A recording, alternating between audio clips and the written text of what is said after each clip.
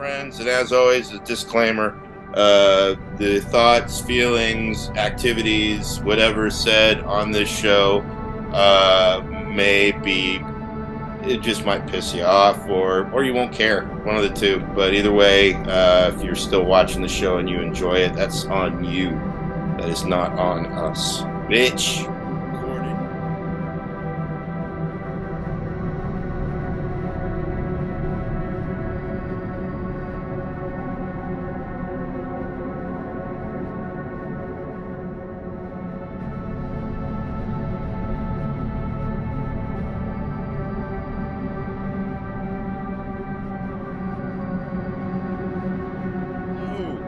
Another meaningful times with friends. I can't believe it. This is episode motherfucking 5. What's the hot lit fire disability with the kids these days? With the that they think vaccines cause? What is that called? Autism. Autism. I almost said autopsy. On the spectrum. On the spectrum. Autopsy. Yeah, but you guys are all turn autistic every time I want to. I ask for your introductions, so I'll just go. It's Nate from Newark. Jason, Ramshackle Dan, back again is the incredible Meaningful Times with Friends. This is the first week in our inception since we have been coming together talking on Zoom where we have no apologies to make. So I want to give everybody a round of applause. And I actually have an apology. Oh, motherfucker. I'd like to apologize in advance for the psychological and emotional harm that's going to be caused by me and Dave today. So I'm going to go back to no apologies. There, no apologies, buddy. Since we have no apologies this week, I've said we can have a little open forum. In the chat group, there was all this talk about some kind of NBA player and a porn star. Does anyone want to hit on that real quick? It's Twitter nonsense more. But you're on Twitter and you didn't get one. Well, because you're so free of sports. You have nothing to do with sports on your Twitter, I imagine. Yeah. Well, I don't have anything to do with sports. I have to do with following thirst traps and porn stars. And one of which is Moriah Mills, who was not active on Twitter until all of 2.5 weeks ago, where she would not stop tweeting about NBA. He's the injured reserve list all-star. Apparently, he's like, everybody keeps calling him the next LeBron or whatever. But what? He's more like the next Zach Randolph. Well, you know sport, exactly. So that's not on us. But he's just injured all the time. That's what I understand. He's always injured. I looked him up. Yeah. He's 22, so he's a young dude. He's a kid, but he's banging Moriah Mills along with several, like many NBA players. He's got lots of women in his stable of penis stuffing, and and so Moriah was very upset to find out that one of his regulars is pregnant or possibly pregnant with his child, and she went on a nonstop Twitter spree of just constantly tweeting, tagging him in it, and her tweets were hilarious. Every day there would be a tweet of, all I'm going to say is, or this is the last I'm going to say about it, and it was not the last she said. So, like insulting his cockmanship, basically? She was just hurt. You know. The direct quote was, your dick is trash. That was a good one. Yeah, your dick is trash is good. My favorite would be when she tried to pivot into something else. Like, oh, by the way, happy Father's Day. Something like that. I'm releasing our sex tapes. Happy Father's Day. No, it's funny you say that because that's what she got banned from Twitter from was for threatening. She made several threats of releasing a sex tape with him. And yeah, that was where it went too far. So who knows? She just butthurt lady. It was, poor lady. And she got a big butt too. A lot of hurt. So that seems in line with your Twitter thirst trap situation. Oh, they call them BBLs, the Brazilian butt lifts. This I will have a gripe about. Brazilian butt lifts started becoming in vogue in the last 5 to 10 years, I guess. And I only noticed it because I would see these women whose proportions did not fit the level of butt they had. And I'm like, why is that butt I love a big ass, but a big ass is generally big because it's proportionate to the thighs and the rest of the shape of the woman. and this didn't look right. It looked terrible. Do you know how that works physiologically? Like, do they insert like padding and then like pull up the skin? Like, what do they do? There's a variety of them that are done, and I think some of the early ones, much like early boob jobs, literally were like junk in the trunk, actual like item, silicone maybe, whatever those items were, into the ass. Now, with the more popular version that makes it look that looks more natural is fat from other areas of your body being put there. I've seen a few girls that I follow that did that route, and it looks fine. But it's basically when it looks like your butt is pregnant and it's on two twigs of your legs. That's when it looks terrible. I've seen them in person too. And but we did comedy at the Crazy Horse. That was actually where I first noticed that this trend was terrible, because I used to love going to strip clubs more in my 20s and 30s, but when we did comedy at the Crazy Horse in San Francisco a few times, we would stick around for the features. And there would be some of these girls that would look reasonably attractive, except for one glaring fact, that their ass looked like a guar ass. Like when guar would wear those butt cheeks. If you know the characters' costumes, they would have some fake ass cheeks that would have like dents in them and shit. And that's what these asses look like. I'm like, it looked like they call it junk in the trunk. And I said that literally looks like they're putting junk in their trunk. Like So wouldn't that at some point with that sort of imbalance cause like probably some like joint pain? No doubt. Like maybe in the sacroiliac region. I'm sure. Notice the anatomically correct usage of that. This is foreshadowing. Anyways, go on.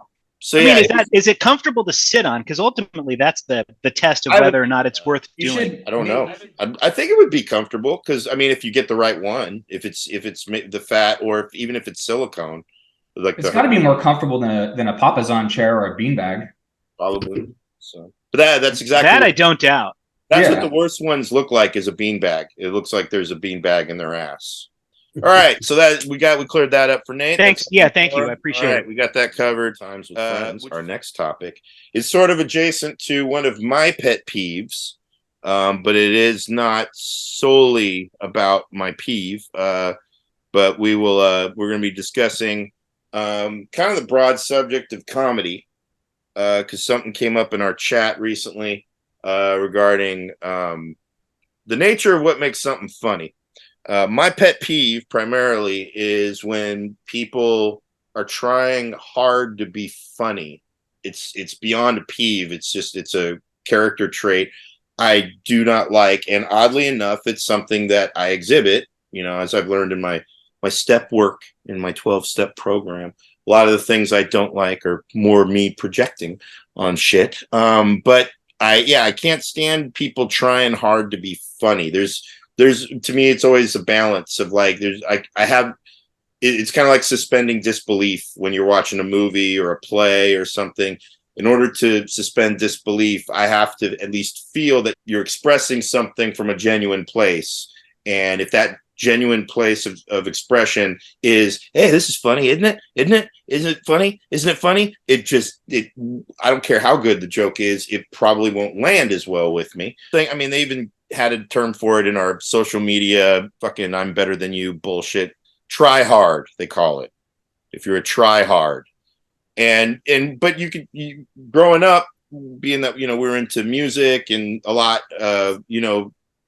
we'd always see a local band or some band that kind of might have been in the style of our interests, who would be trying hard. We just saw one of our favorite bands the other night, Nate and Jason.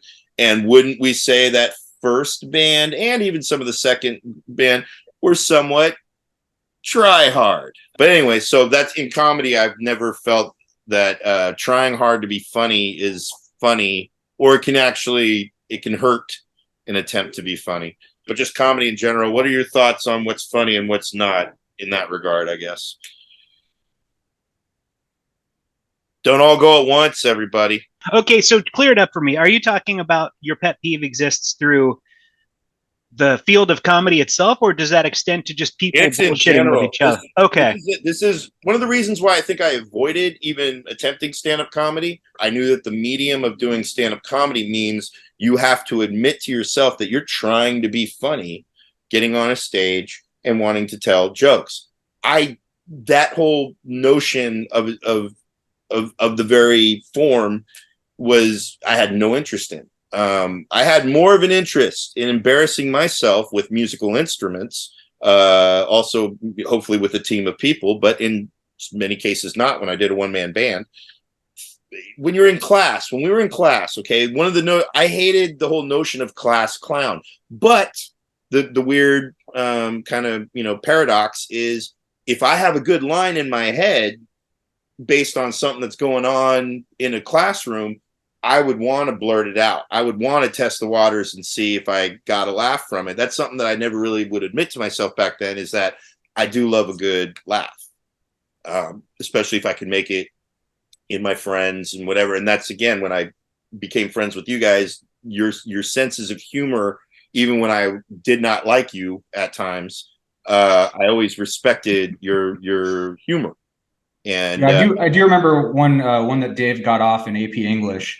The teacher, this guy was like straight up like probably watched Dead Poet Society on a loop at home just to get psyched up for the next day of talking to us like we were his little seedlings. Captain, my captain. We were talking about Freud and symbolism, and he just condescendingly said, sometimes a cigar is just a cigar. And then Dave yells out, "But when's it a penis?" That was senior year. That was Mr. Halford. Oddly enough, I did get a lot out of his class because he taught about the Joseph Campbell arc of the hero kind of horseshit. Hero quest motif. All of the themes. One of the things I used to hate, and actually it's funny because our song topic kind of touches on it too. The notion of poetry being so specifically decipherable. And that's what he was basically getting at. Somebody asked a question about something being a phallic symbol, and because I think it was probably Mike Golden, knowing him, because he loved to be a smart ass and like, Mr. Halford, is this one of those phallic symbols and blah blah blah blah blah. And naturally that dude's a right-wing Republican these days. The guy, and that's when Halford said, sometimes a cigar is just a cigar. And I get the point of it. It's like, well, then when is it a penis? And again, as much as I knew that would be funny to ask, it was a genuine question. Well, and it also kind of leads into the power dynamic too, right? I mean, just in general, it's not that funny of a question, but the whole setup of this guy being, this wannabe like deep thinker in a small pond, just kind of throwing that out there in such a condescending way. That's where it's the context of saying that. You didn't have that thing holstered for 3 weeks and then just blurted it out. It was a way of saying cut the shit. Yeah, exactly. Because you don't have a surefire formula, and it's like, oh, we just need to have dicks on the brain sometimes and not on the others. I don't get it. Yeah, I mean, it's a misdirection, redirection, but it's not like you were thinking through it. It was just it was just timely. And I think so. This is why I wanted you to bring this topic up, because you do it all the time. You bring this stuff up about people trying to be funny. Now, you've never said trying hard to be funny, which is a completely different. Trying and trying hard really to me are almost interchangeable, but it's very. I mean, by Yoda logic, sure, but in terms of what you're talking about. I didn't take it that way, but this is enlightening. So basically there is a line, and I told you this too. I understand what you're saying, but I can't explain it. And the way you're explaining it using that extra word, hard, makes it a little more, but again, that's subjective, right? So it's all of us probably have our different level of tolerance when people are either, I don't know. I don't really, it doesn't bother me if people are trying hard as long as it's funny. And the funny isn't just like the content of it. It's the timing, it's the context. There's a certain amount of tension also that exists. And I think it's more being blind to all of those factors, right? Like the people you're dealing with, their situation, the context of the conversation, the language being used, what other theory of mind, meaning what other people know. Like if you start breaking out, esoteric references that nobody's going to get, right? So there's all of these elements, and it's so subtle, and it's kind of an alchemy of different factors, and each moment, each situation is differently. I just thought I was just confused mostly by just this very blanket statement of when people try too hard. But I kind of get it. I don't know if I can't explain it, but I don't know if I'm hitting on it or not, Dave. It's an energy thing more than like I'll basically put it like you've all dealt with a bad salesman, correct?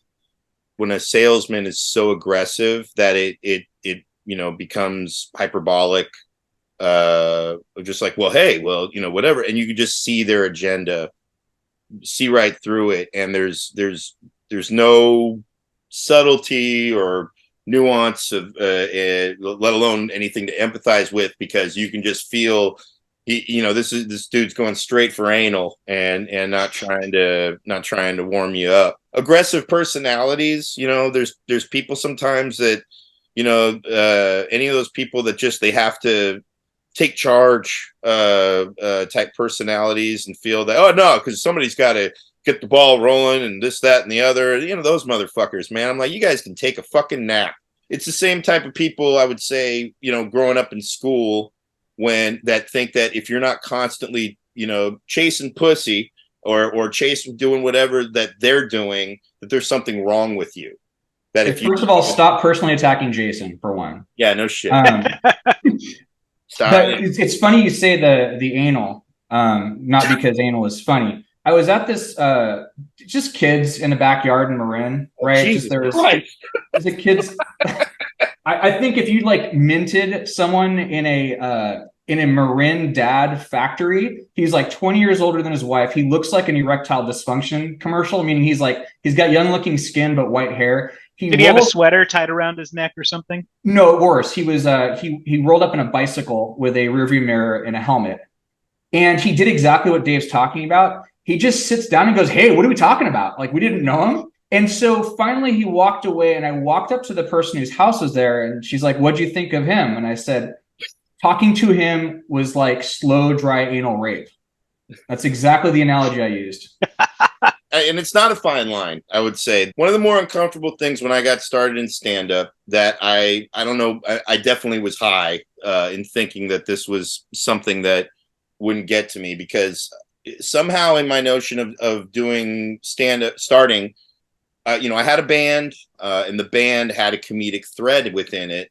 And we started this band in like 2007. And I even said to my drummer, it was a two-piece. I told him one of the reasons why it was something that was a thought that came to me while kind of brewing this idea of this band, of having a band that was reminded me of Don Rickles. I read the Don Rickles book, and Triumph the Insult Comic Dog, two comic influences that I love, because they managed to sort of be observational with an edge that seems like it's insulting and cutting down, but it's not. It's more celebrating this base aspect of our minds, that we all go to the gutter in some way, shape, or form in our minds at times. And these guys just have a knack for kind of taking the piss out of a subject, a person, or whatever, through that base level observation. I started this band and with the idea of making people laugh between songs, because I saw some bands that did it really well, in my opinion,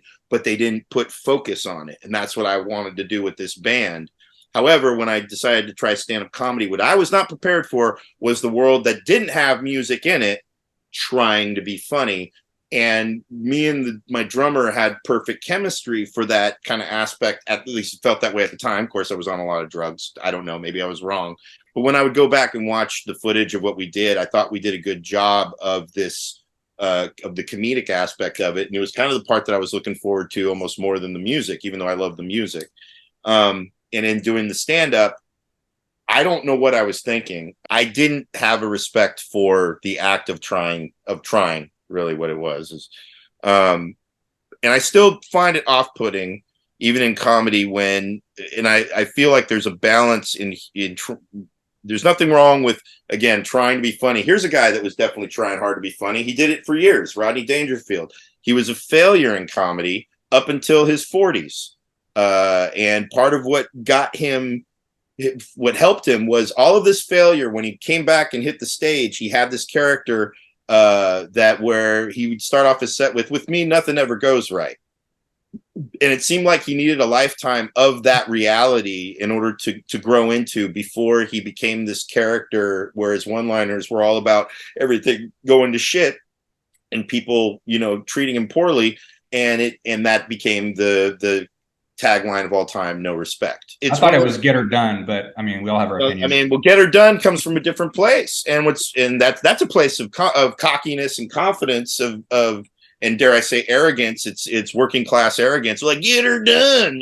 That's it. And he's also another. He also does jokes though. They're all doing jokes with in comedy if they're making money at it. But you know what I mean. There's like long form, and then there's like just quick like setup punchline. Well, you mentioned earlier people being, with esoteric references. One of our favorites growing up was Dennis Miller, and he was the king of these references you wouldn't even understand.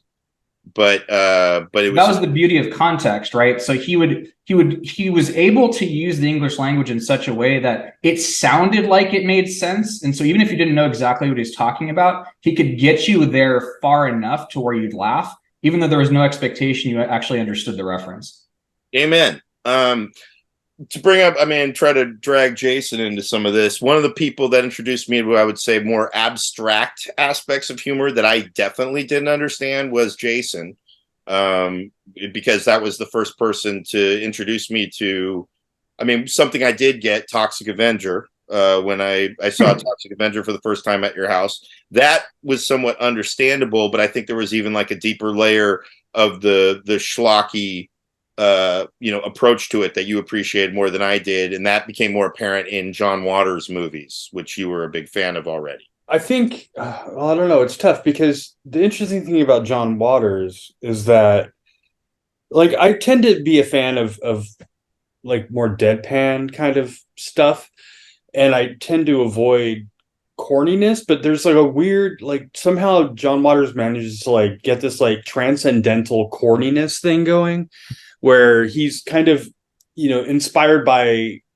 growing up in kind of upper middle class suburbia, and he's making fun of all those people, and you can tell that some of the things that he has his characters say are things that he's heard somebody say, and he's just like taking it out of context and like putting it on a platter and saying, look how fucking ridiculous this is. Like, I have to imagine that he heard somebody say, talking about girls wearing tight pants, calling them hysterectomy pants. He had to have heard somebody say that, but then I'm sure the person who said it in all seriousness, like with disdain, I'm sure, right? Yeah. It's like hysterectomy pants, I call them. I don't know. It's impossible for me to explain. I've never tried to explain it before. What I enjoy about comedy is stuff that is removed from its original context or pushes things into a context that you're not expecting. So an unexpected contextual shift. Like Stephen Wright is really good with that. Like he just will say, two sentences and just completely like change your mind about you expect one thing to. I can't even think of an example. Fuck it. I get it. There's a Stephen Wright, like at the beginning to one of his specials, Jason, where he's like crawling through the desert. Yes. And then he opens up this shack he finds in the middle of nowhere. He crawls up to the counter, opens the cabinet, and all he has is a box of dehydrated water. Yes.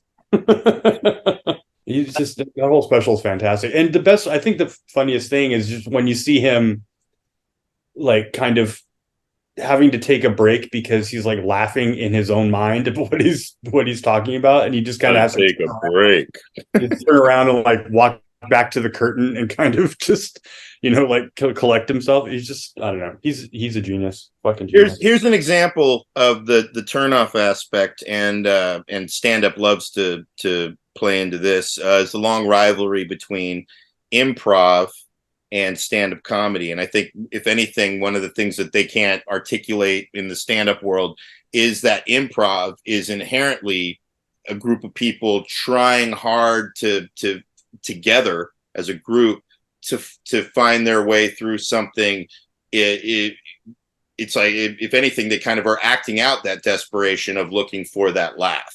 And good improv isn't trying. It knows that, like, has a confidence that, oh, we'll get there. without having to worry so much about trying to throw shit at the wall to see what sticks. And what's funny is, again, in the fundamental, my fundamental disdain for that trying hard, you all were fans of something that I wasn't, because it echoed that kind of vibe to me at the time, and that was Kids in the Hall. You three were savvy to that shit at a time when I would watch it, and I'd be like, I'm like, I only like one dude on there, and that was Dave Foley, because he just had those goofy eyes and looked like a psycho.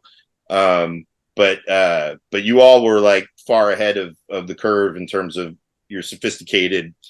Kids in the Hall had range. Like, they could be extremely silly, or they could do a sketch that was like 5 minutes long just about sausages and some old man screaming sausages. I don't know, like insane stuff. No, like, but you guys enjoyed that shit. It took me a long time to appreciate that, because the tone of what they were doing to me was sort of like, was that, and again, I was a kid, but at the time I think part of it too, they had the Daves I Know, which I had to admit was a good song, but I was at the Nuremberg household when that song dropped, and they all would not shut the fuck up about the Daves I Know.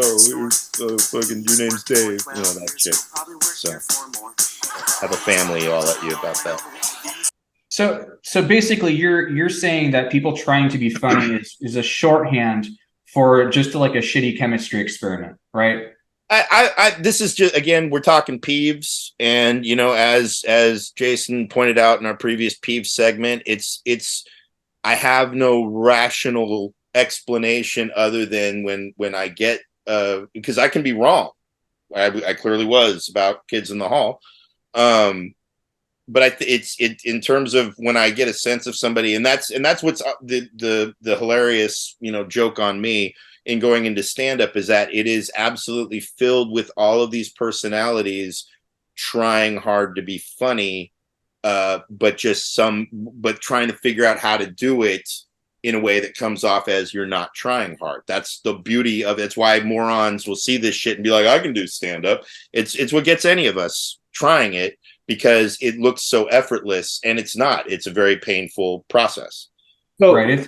I've got a quick question. So it seems like maybe your aversion to people trying to be funny is more associated with people trying to be funny and failing than people trying to be funny and succeeding, because you've told me, like, I've said things to you and you've gotten like, like, no jokes, stop joking. But then, like, the other night, like, the second band said something like, this song is called 153607, and I was like, oh, that's my employee number at Target. And yeah, it's hilarious. That was fucking funny, and I was just I was telling a joke, so I think your deadpanness of that, your delivery, totally. It sounded like you were dead serious. As far as the no jokes thing, that's me being funny also too. I'm just like, hey, come on, man, fucking, I'm off the clock. But what's funny is it's not. Here's the thing: I will enjoy something. If say you get a new person who's desperate, you can feel the desperation, and you're watching them, and it's not landing, and they can't figure it out. It's like watching. It's like watching epic fail videos on YouTube of people hurting themselves. That shit will be endlessly funny to me sometimes. It really depends on the mood. I enjoy a good train wreck like anybody else, so long as the context is okay. I'm not into, and also if I can tell that the person is feeling it, that's another part. Because if somebody's a sociopath and they're just trying to tell offensive jokes and they're failing, they're not getting the full impact of shame that they should be feeling for even thinking of such terrible crap and attempting it in front of people. It should hurt more. But if they're sociopathic, that's why they're able to come up with very empty jokes. And then that kind of gets to my point that we brought up in our chat. There was a recent tragedy. Well, I call it a tragedy, but people don't, because these motherfuckers were rich. They had it coming. There was a shitty submarine that was going to look at the Titanic. People paid $250,000 to go on this ride in this ramshackle Watch it. submarine, and they and it fucking blew apart, and fucking these motherfuckers died. People have been making memes, jokes on social, and not just comedians. I mean, average fucking everyday motherfuckers. When something hits the zeitgeist, the basic through line of basic bitchdom, people want to. It's definitely Schadenfreude for sure. Yeah, see, there's another one of those fancy words, Nate, that I gotta. God damn it! Taking joy in the misfortunes of others. There you go. Yeah, well, I am Schadenfreude-esque in hearing these terrible jokes that were from all these people about the submarine. It made me think, like, man, this makes me miss the quality of good Challenger jokes from when we were kids. And I actually started thinking about why that was. Obviously we grew up in the age of the Challenger explosion, which was the NASA space shuttle that everybody was looking forward to seeing. There was the jokes in the aftermath of the Challenger, albeit shocking. I remember when you would hear, whenever there was a tragedy when we were growing up, there was always jokes that followed. And yet I wouldn't say that they were as terrible as the jokes that I see immediately popping up on social media in the wake of a tragedy afterwards. And I even forgot about him until Nate pointed out, yeah, NASA need another 7 astronauts. That's pretty good. Where did the teacher take their vacation? All over Florida. Don't forget the classic, what color were Krista McCullough's eyes? Blue, one blue left, one blue right. Oh, geez. See, there you go. Well, it was really strange. So I was in 4th grade when this happened, and I was not in public school. I was at this private school that actually got shut down because the principal had employed a convicted child molester who was also had impregnated her. Really good school. Anyways, but it was really strange because I heard about it, and all these kids started crying, and I remember walking around being like, "Not what's the matter with me? Like, what is the matter with literally everybody else? Like, you didn't know this lady. You just it was just very, very strange to me." And so when the jokes started coming out, I was all with it. And I remember me and my friend, and we're cracking these jokes back and forth because jokes would just circulate, right? Like everyone knows, everyone knew these jokes that just circulated around. I don't know how they got around, and she pulled us aside and started yelling at us, like, "That's terrible. Like, don't ever hear you doing that again." It was just very, very strange that kids, we all, people our age, were just kind of irreverent about it. We were just concerned about the humor. And it seemed like adults were trying to force us into some sort of weird behavior around it. And I think forced empathy, they wanted to force, you should be feeling bad about this. Right. And I think that's where, and I think it's probably where you're headed, but I think we've gotten into more of, and maybe it's social media and just the rapidity of communication. But now I feel like there are these constant, there's this kind of known line. There's a series of known lines that you can cross, progressively until you get to Andrew Tate territory. Who's Andrew Tate again? I'll say diplomatically, he's a very pro-male, traditional masculinity person. Most people would that you would associate with probably call him a misogynist. Is he the guy that got busted in Romania? For trafficking, yeah. Yeah. Okay, yeah. Thought he was an MMA fighter of some kind. Yeah, he was. Okay, well, there you go. But he became more of after that, he became more of an influencer, made a cult following. What he would call he would call it, but you could call it male empowerment, or you could call it horrible misogynism, depending on your. One might say he was doing Andy Kaufman, but for realsies. With his whole intergender champion. But that was a bit. The Challenger jokes versus these jokes about the sub that I was seeing. And it's not to say things were better in the past or anything like that.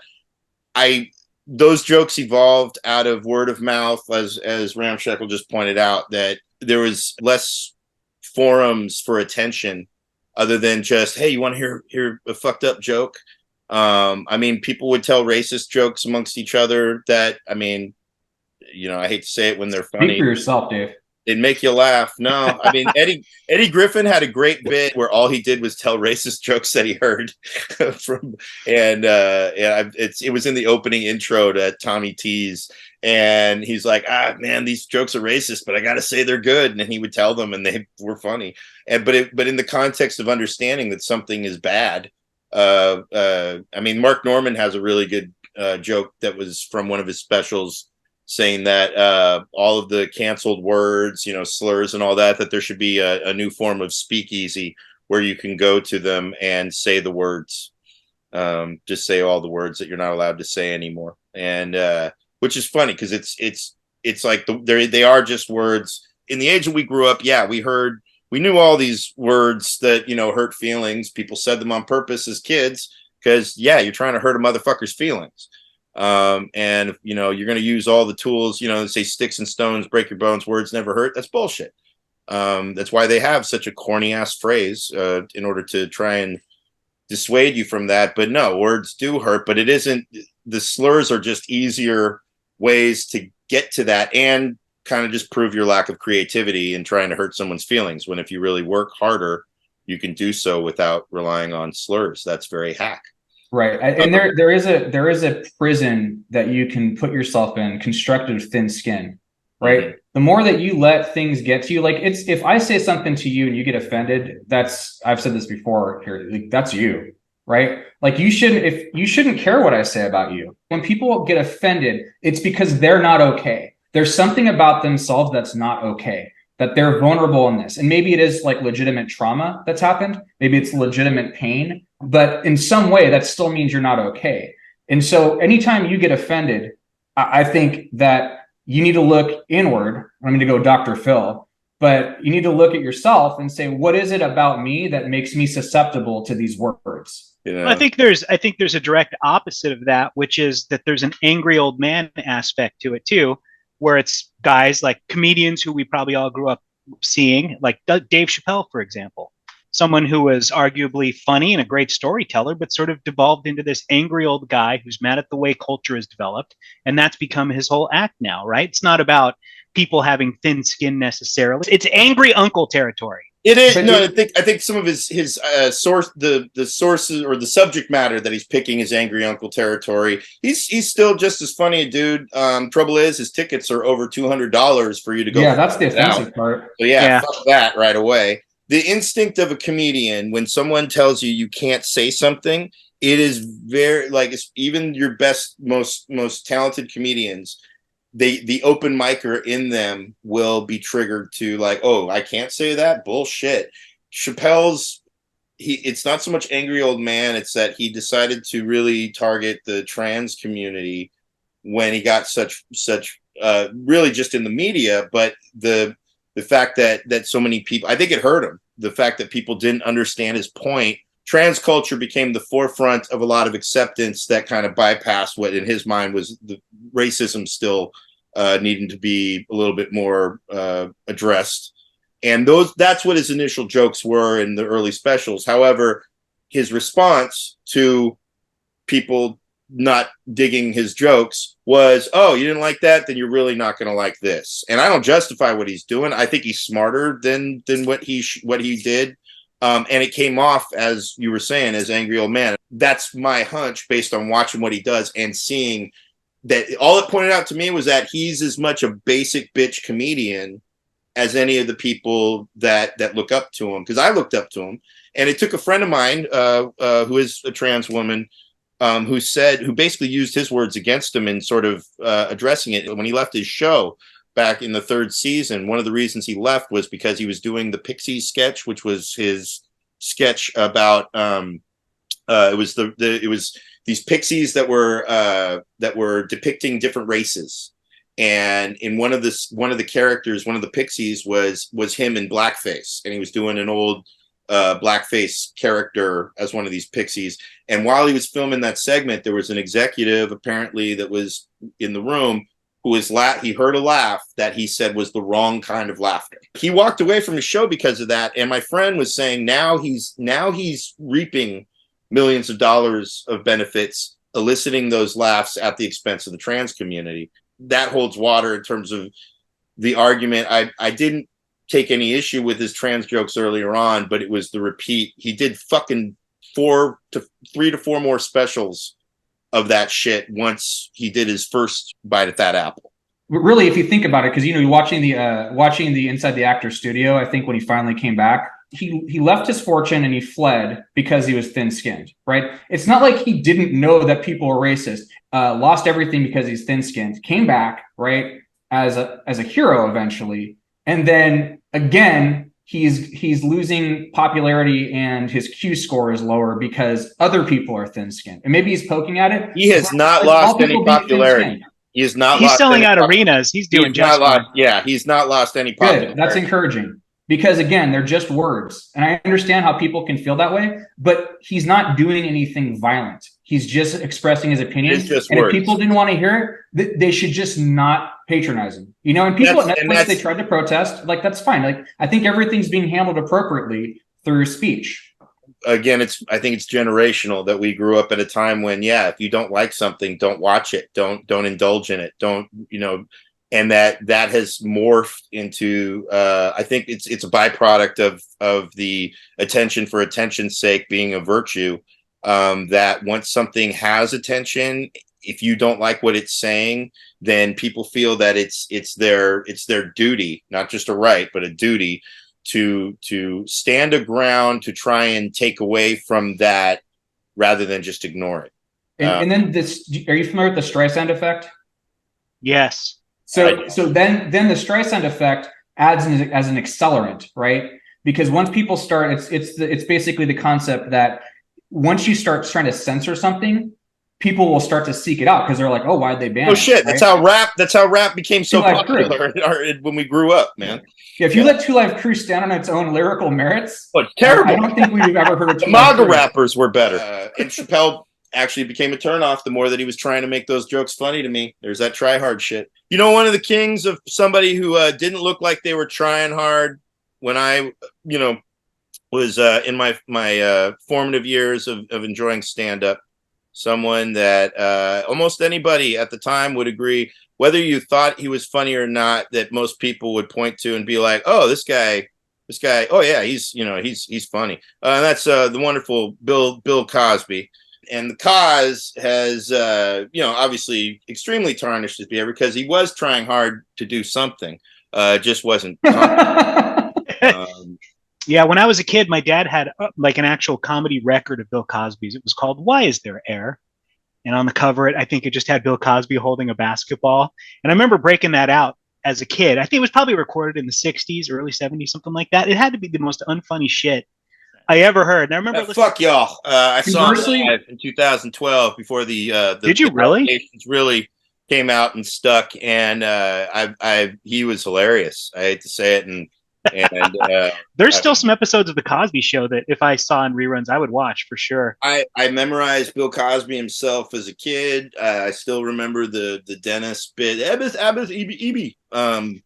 Even when I got my first DUI in the DUI course, they played the part about drinking alcohol on the weekend for fun, and it basically ruining your weekend and coming into work worse off on Monday. And I never watched that bit with more relevance and attention, and it was hilarious to watch it in the context of a DUI class. I thoroughly enjoyed his comedy. He was somebody that looked so relaxed performing. Yeah, because he was bored too. Well, I think all of his energy was spent. Yeah, obviously trying to break. Maybe he was getting half his own supply. You know what does stand Quaaludes were supposed to be rad. We missed out. Our generation really missed out on the Quaalude thing for sure. No, we didn't, man. They had roofies, motherfucker. Dave roofied himself. It's not the same. It's not in Florida. Yes, I did roofie myself twice, and they are frightening. Did you get lucky? No, I didn't. Well, I don't know. Somebody got my asshole felt the same afterwards, so I don't think anything happened to me. So, not to be like, all this stuff before our generation's bad. I'll go back and listen to Bob Newhart, and that's still brilliant. Ellen's early stuff too. Ellen's stand-up is still really good. Like if you go back, it's the same. It's very similar to Bob Newhart. Mm-hmm. It's funny when people. The thing about a lot of the comedians today that I know that are, aspiring comedians, I should say. They Another rip pet on peeve. people of the past, like Bill Hicks. I remember there's been a generation of people that I thought should, by all rights, be appreciating somebody like Bill Hicks, who was doing things differently with comedy at the time. And they go back and they're like, not only was he not funny, but he said some things, and it's like they all said some things. I think with Bill Hicks, you have to watch. You kind of have to watch a show or like a special from the start. I don't think people get it immediately what he's doing. There's And a lot it's of like, shit that people don't get because comedy is of the time. Like I go back, but it was the fact that people that I think are totally capable of abstract thought could not even just kind of take. I watched Lenny Bruce today. Okay, doesn't make me laugh, nope. but I can appreciate what he's doing. Kind of like thinking about the context of the time that he was in. And I'm like, I kind of can see why he was funny at that time, even though I'm not getting the humor today. I'm not going to sit here and be like, Lenny Bruce was like, what the fuck were people on then? And I can respect what he was doing. Whereas I saw a whole generation of, people they called the millennials, and after, where it's just this whole notion of like, it's not working. So I don't understand why possibly it could have any it's clearly irrelevant and old man boomer, whatever the fuck they want to say to dismiss it. Very little comedy stands the test of time, even good stuff, and Especially Bill Cosby. damn right. So, but that's not because of his act. That's No, his act was terrible. I independently of no, who he was as a person, not. his comedy was Funnier just, than you, dude. Even post rapes, he's still funnier than you. All right, let's move on. Our next topic. This one is something you guys suggested, and it is inherently all the vibe of you guys that loves Kids in the Hall and all that fucking shit, because I've never found any reason to watch this video. I know the song. I know of it, and basically forced myself to learn more about it thanks to you. And that is Blondie's Rapture. Song Rapture. And for those who don't know the song, you do know the song. It's a song where Deborah Harry sings, she sings in that haunting melody. And it's a cool song for the first half. And then at some point, she gets a case of the Sugar Hill Gang in her 80s white girl spirit that's some hipster fucking horse shit, and decides to go on and rap terribly.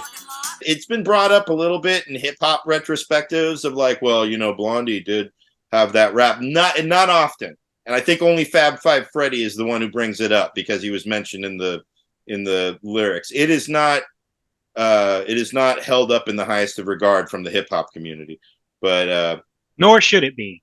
Well, let's hear from y'all, because I know you all have fondness for this song. I think this is a tale of two songs. I think there are aspects of this song that are great. It's kind of, I've seen it on various sites. They classify it as disco / new wave. I don't know what's new wave about this, except maybe their fashion. But it's kind of a cool disco tune. It's got some trumpets in there and shit. But the rap part, until we had this conversation, I never really analyzed it. It sucks ass. Oh God. The video itself is, my first impression when I was watching it again was like, I just saw this documentary about Harry Jumanji, who is like one of the original skateboarders from New York. And in watching it, one of the things he came up during the whole, the complete hipster era of art and entertainment underground in New York, which is where Blondie kind of emanated from. And Blondie itself, they're a cool group. I always thought Blondie had some cool songs in it. And then I watched this video and I'm like, dear God, it's that whole cocaine Andy Warhol fucking vibe. And as Jason pointed out in our chat, when I said, yeah, the DJ looks like he is just trying to collect a paycheck and get out of this horse shit. And he points out it's Basquiat, the artist. Funny. He was a last minute replacement in this video. He looked like it. Apparently, Grandmaster Flash flaked on the shoots, and they got smart man. No, it was his record label wouldn't allow him to participate. He wanted to. Oh, did he? Okay, I thought he skipped out and was like, "Fuck this." But it starts off with an odd dude, it's a black dude in a bright white suit that makes him look almost like a robot. He's got red eyes, and he's peeping. he's like doing a weird dance, and he starts peeping on Deborah Harry in her moany vocals, and that's the start of the video. And then throughout the video, she's dancing with what look like corny white dudes. Turns out that's her band. That's the band. All these guys she's dancing with. And she dances back to back with a guy that I thought looked like he had Jerry curls. Jason said that those were not Jerry curls, but they're kind of halfway there. There's some curly hair. It's give the guy a break. I mean, there's some product. The irony is the dancer who looked the worst in the video, the dancer that approaches her during in the initial part of the video, who's dancing literally like a 5-year-old, just pumping his arms poorly, like they're not even on beat, is the fucking drummer, Clem Burke. I couldn't. It's this dude right here in the red jacket, Clem Burke, who I have some respect for because he drummed on a song with the Melvins on one of their albums. They have a lot of respect for him. And then come to find out, the goofiest looking motherfucker who's pumping his arms and can't dance to save his ass, the worst of them all, was him. So, no. Jason, you're the one who loves this shit more than any of us, I think. What are your probably. Okay, so there are a few things I want to say about this. I want to preface what I'm about to say by saying that multiple things can be true at the same time. So, on the one hand, I mean, I love this song. I think it's a fantastic song, especially the beginning part. I think the lyrics are great. The melody's amazing. The tubular bells are fucking incredible. Everything is cool about it. I think everything about the song is cool, including the rap, even though it is terrible. So you got to understand that this is 1981 when this came out. And the reason Fab Five Freddy is name checked and in the video, he's the guy who's fake spray painting the rap graffiti, the word rap. The reason he's name checked is because the whole inspiration for this song came about because he was taking them out to like the hip hop clubs or the rap clubs, and where they saw Grandmaster Flash, which is also why he's, kind of name checked in it. And they were inspired, like any fucking, white people are going to do. They're inspired and they go, oh, I like this. This has an energy that I admire. I want to do that too. And then they do it very badly in a pale imitation of the original, totally intended. It's amazing that it's gotten away with it this long. Like, still. They brought national attention to something that was totally underground at the time. And I don't know if it was so national. I mean, national enough. I don't think people connected it that much with hip hop at the time.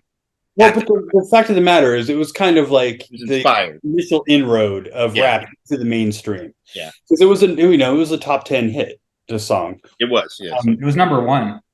So okay, thank you. Yeah, I couldn't remember. Top one hit, Jason. The first number one single in the United States to feature rap lyrics. So I think that's kind of cool in a way, But at the same time, I think it's totally fucking lame that they, pulled the white kind of colonizer, as people say. We didn't know they didn't know what to do, and in looking in today's terms, what they should have done is had a featured rapper. But yeah, go ahead. But in the context of the time, in the cocaine fueled context of the time of 1981, it made sense, I suppose. But at the same, and so then they also hired people who were of that milieu to be part of the video. At least, they had those people come in and be in it, and they name checked the people who were their inspiration, which is cool. But then it's also kind of sad because you can kind of see like the enthusiasm of like Fab Five Freddy and all that shit. In a way, it kind of feels like it's people selling out their own culture for a taste of mainstream acceptance, that was an inherent 80s virtue.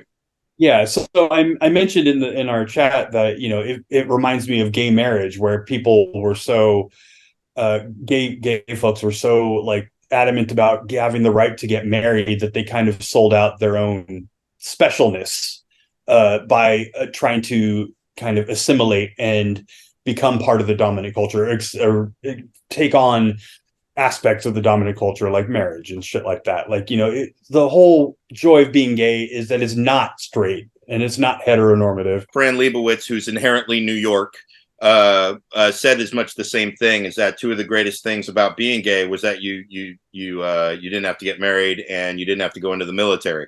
And then they were things that gay people were fighting for the most in the however many last years. But again, kind of then I bring up New York because that's and I'm bringing more issue to the video. Like Blondie had a hit that I dare say I would have enjoyed much more, which was "Call Me." Just growing up, that was it's kind of a rocker hit or whatever. And this was more part of that club vibe that I've never, not just club vibe, but the art world. I've never got it about the, it's one of those things where New York likes to make it like, if you had to be there, man. I'm like, yeah, no shit. Well, I think this gets a pass. So first of all, Dave, this is a great example of trying gone wrong. So this proves your point. Well, that's what right. It was a hit, like everybody said. I don't think it doesn't matter. Yeah. Like after the Challenger tragedy, I'm looking around, all these people are weeping for no reason. I don't care how many people, it doesn't make them right. It just makes them all agree with each other. I mean, in fact, like the thing that this gets a pass for is like, oh, it's groundbreaking. Well, back to the same topic, that's like saying Kristen McAuliffe was groundbreaking. Yeah, she was the first, and it also was a disaster, just like this. It's awful. And then when you start talking about the lyrics, like Jason, you're talking about like the beginning of the song and the lyrics being great. I'll challenge that too. First of all, it sounds like a white Yoko Ono trying to do traditional like Japanese music on heroin. And then she goes in the second verse, like, which is like gratuitously chiropractic and atomically inaccurate, like back-to-back sacroiliac. If you watch that frame, they're mostly touching shoulder blades. Like the scapula. I think people need to understand like how inaccurate this was. Like at best, we have some like mild thoracic rubbing going on. But it's an erogenous zone for sure. Right, and at no point is there any sacroiliac in this, and that's what kind of led me to the question. It's not an important point, but like Nathan, who I used to live with both of you guys, or Jason and Nathan, but like Nathan used to listen to Grandmaster Flash, and that's the first time I heard the term sacroiliac, and that made more sense. But I don't know if they shared that, they birthed it together. It just seems like an odd coincidence. And then also, if you listen to Grandmaster Flash talk about this song, he never talks about how good it was or anything, just that it gave him the opportunity to enter the white market. All of a sudden, the gigs started getting better. And he talks about it only in terms of the opportunity afforded him, never in any way like how musically like good it is or anything about the song itself, because I think, he does, like to your point, Jason, and selling out, like I don't have a problem with selling out. Like if it's your art, like whatever, it's not a big thing. But you're right, you nailed it. Like, because nobody ever talks about him as being a sellout, but participating in this, allowing yourself to be name checked for profit, is a total sellout. So, but this was at a time when selling out wasn't exactly a negative. Like 80s, I don't think it's negative at all. Well, no, but the birth of like selling out being negative was like kind of a mid to post or like late 80s kind of thing. By the way, I will give her credit for not trying to like sound street. That would have been so much worse if she tried to do. Well, no, I think at the time that was the version of sounding street. The way my favorite is in the video, the way she like struts around rapping it and then proceeds to walk around some weird alley. Set. It's a set, but like it looks like some random alley within these random people that again reminds me of a lot of this art world. I mean, clearly in the whole setup and all that, they're friends with artists, set designers, all that shit. So they start throwing cocaine hipster art world 80s shit in the background. There's a ballet, there's a girl ballerina at one point who's spinning around, and then right behind her walks some lady with a goat. Just walking through the alley. It looked like some sort of dystopian Sesame Street hellscape. And the irony being that Deborah Harry, my first remembering of Deborah Harry is primarily from the Muppet Show. I remember her being on the Muppet Show and being attracted to her, being a kid. Because again, I'm not a heterosexual. Anyways, but no, she was on the show, and that's my first memory of learning what Blondie was her being on the Muppets. Again, if it's funny if you think that people would be truly creative and inclusive, you would have thought that maybe they would have had a guest star kind of like, hey, do some of this rap shit that you guys are doing. Instead, she took it upon herself to rap terribly. To me, there's a direct through line from minstrel shows to what this is. Wow. Like back in the 1800s, polite society, white society wouldn't allow black people to appear on stage, but white people wanted to steal their pop culture and their music, so they dressed themselves up in blackface to make it palatable. And there's a direct through line to this. If you put a little blonde lady in a song stealing black culture from New York, people are like, I'm not threatened by this at all. It's why back in when I was growing up listening to Live 105 and they played Echo and the Bunnymen and The Cure, you'd hear a Beastie Boys song. Why? Why would a Beastie Boys song be on a modern rock station? Because they're fucking white guys. It's all the same. It all goes back to that like minstrel show bullshit where people need it to be palatable. It was one of the things, even as a kid, I kind of resented the Beastie Boys' existence without really knowing why. Actually, the first rapper I ever saw was Ice-T, but it was in the terrible Breakin' movies. That wasn't even like his preferred presence of his persona. But Run DMC being combined with Aerosmith against both of their will, seemingly, because Aerosmith had no idea who Run DMC was. Run DMC never heard this fucking song that Walk This Way, that also some hip-hop people will dare say, like, yeah, it's kind of got a rap in that song, just because he's not singing those lyrics. He's saying lyrics to a rhythm that, to kind of like a breakbeat-ish rhythm. But then they put those words in the mouths of Run DMC, and then make this incredible hit that really was birthed thanks to Rick Rubin, who was also kind of a child that grew up in a lot of this kind of scene at that time. But when the Beastie Boys came along, they became just immensely popular. And when I heard them, I just remember thinking that, and I say this more as I got older, what my summary of them was, but it's Run DMC with replacing them with 3 different tones of Jerry Lewis in the vocals.